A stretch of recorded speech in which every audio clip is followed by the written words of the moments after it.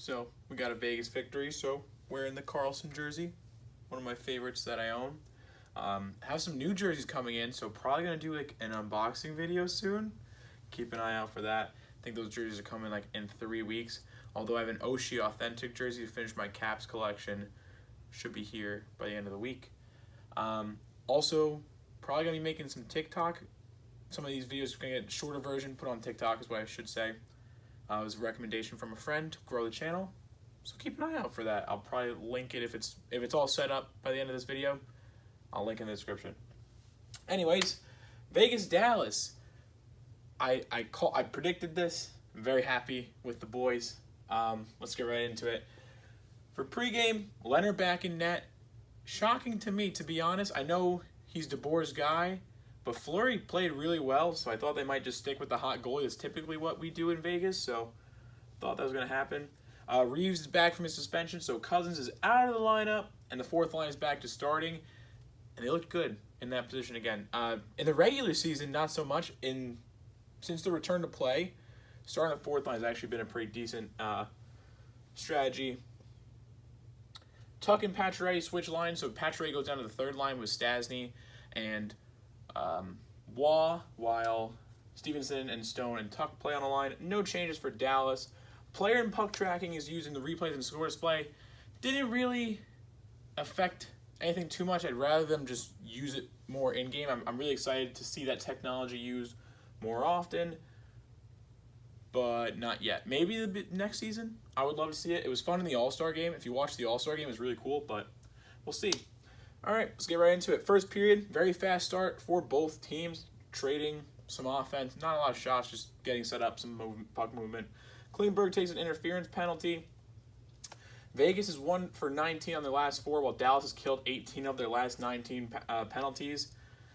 So going into that power play, I wasn't too excited, but it was pretty decent. Like, nothing great, but all right. Hudobin had a really big pad save on Pacioretty, and right after that, he steals a wall ripper right out of the sky. Really good save there. This one shocked me. Alexiak was really shaken by a Marchessault hit, and if you look at the size of them, Marchessault is like 5'11", really speedy guy, and he plays with a lot of heart. Reminds me a lot of Matt Zuccarello, but even smaller. But Alexiak's a giant, and very interesting. Marchessault redirect a Holden shot for a really good chance. Marchessault's gone 7 games without a goal. I was really hoping that would go in just for his confidence. Having a tough time out there since playing the Canucks and all of this controversy, so he really needs to get back into it offensively. The Gurianov, Hintz, and Kivirantsev line bringing all the energy for Dallas. A lot of really good movement, some good shots, some good chances by them throughout the game, except for really the third. Oh boy, Stone with probably the best chance of the first period. Hudobin dives over to block this one shot, and Stone ends up with the puck, and he shoots it, and the puck glides and hits the shaft of his stick and redirects out. Oh, that's some luck. I mean, there's no reason for that not to end up in the net, and it was pretty ridiculous. That's going to be on like those best save compilations. I'm calling it now. The Knights look fresh, unlike the last game where they were very tired. It was very obvious they were tired. They looked better. They came out swinging, exactly the type of answer they needed. Perry with a really good pass to Seguin on 2-on-1, but Seguin couldn't handle. Just not really capitalizing on their chances this period. Dallas had a couple of odd man rushes, and they even get some in the second. Just really couldn't capitalize on those, which hurt them late. Reeves got away with a couple of big cross checks on Klingberg this period, but it's okay. Gets made up for later by the Stars. They had this during the break. There's like 40 seconds left. They started playing Stacy's Mom over the loudspeaker, and I was like, huh, that's interesting music choice, but I dig it. Waugh had a chance on the rebound, but he heals it.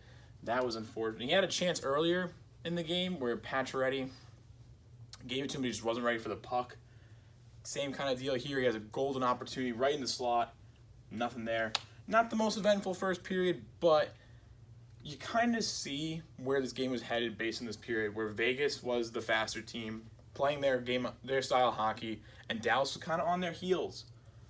So we go into the second period, and again, the fourth line starting for Vegas. Reeves with a really good chance on a backhand, but the puck hops off his stick. doesn't really get the shot off. McNabb takes a hooking penalty. Dallas is 7 for 17 on their last power plays. Leonard has a really big stop on Perry. Pavelski misses the net on a golden opportunity. That could have been a game changer. Theodore and Dickinson collide, and they're both hurting, so they go for a line change. And because of that, the Knights are able to get a 4-on-3, which turns into a 2-on-1, which turns into a goal by Paul Stastny, assisted by Pacioretty and McNabb for his 25th career playoff goal at 4:53. And it's the Knights' first goal by a forward in 276 minutes. If the Knights did not come out and had the game that they had tonight, we're going to have to start having a discussion about scoring. No, we don't have to have that conversation now because they solved it. I mean, I don't think it's a problem. I just think that Demko is a hot goalie, and they came into game one tired. So here they are, refreshed with a better game plan, looking better. Perry then takes a tripping penalty, and at 8:24, Carlson with an absolute ripper of a goal. This is by Theodore and Stastny at 8:24. Knights go up 2-0, and right after that, Radulov takes the slashing penalty because he was annoyed by a Stone hit, so he just whacked him with the stick. Really stupid penalty to take, and had this Theodore goal that Theodore just ripped past a seeing eye shot. I don't know how it didn't get deflected, honestly. Could have been a goal, but Pacioretty bumps into Hudobin, not like on purpose, so it's a GTI, but not intentional. So goals wiped. We keep playing. Vegas all over their game. Pacioretty eats some cross checks, which evens up the ones that Reeves was allowed to get away with. They're really letting him play tonight. Not a lot of penalties, except for like really flagrant ones. Marchessault is stopped on a really good shot. Ben takes a roughing penalty. Kind of a lame one to take. You didn't really need it. Like, he just elbows McNabb in the face. You didn't need to do that. Just sloppy play. Nothing really on that power play. Decent enough. Nothing great. Janmark has a breakaway, but he's stopped. Schmidt did a really good job of taking away the 2-on-1, but that led up the breakaway. Leonard makes the stop, even though there was room over his right shoulder. Janmark just couldn't cash. At 14:32, though, what a tic-tac-toe goal. Nosek gets the goal. This is by Stevenson and Waugh. Waugh takes the puck, gives it to Stevenson. Waugh, Stevenson, back to Waugh. Shoot. My brain's just not working. Waugh to Stevenson to Nosek. Great goal. What a finish. Really good passing. Hudobin has no chance. And that is pretty much how we end the second period. Third period, Oettinger goes in for Hudobin. Some sloppy play by the Dallas Stars. What the hell is that? There's some stuff going on in my house, man. 0 shots for Vegas until 11:38 of the period, but it didn't matter. We're seeing this weird thing with teams. When they have the lead, they're just like, nah, not going to play offense. And somehow it just works? Like, okay. I don't understand that. We've seen it a lot in the playoffs, and I don't really know how they're getting away with that. I mean, 11 minutes without a single shot on net in a third period. Yeah, you're up 3-0, but like that's one of the worst leads in hockey. You know how many times I've seen a 3-goal lead blown? I've seen it twice in one series. Just go watch Columbus, Toronto. But yeah, very quiet period. And the Knights take it 3-0. Leonard gets his 4th shutout of the series. I don't know what that is. We're just gonna erase that. I don't know, man. This is what happens at late at night. Shots on goal were 32-24 in favor of Vegas. Face-off percentage was 61.2 to 38.8, which is strange because we've seen that Vegas has typically been only at a max getting like 45% of their face-off percentages. So to see them leading by a wide margin here, pretty impressive. Some new stuff from them. Vegas went 1 for 6 on the power play for 17%. Dallas goes 0 for 2 for 0%. Although I will note that the Stars took a 4-minute minor at the end of the third, which kind of makes this look better than it is. Hits were 55-47 in favor of Vegas. Lots of hitting. Very physical stuff, especially with Reeves back. Block shots were 11-10 in favor of Vegas. Dallas does a really good job of blocking shots when they need to, though, in their own zone. Save percentage was 100% for Vegas and .906 combined. Hudobin had a .889 and Oettinger had a shutout in the third, but again, that's not how shutouts work because he only played in the third and he didn't really face any shots, to be honest.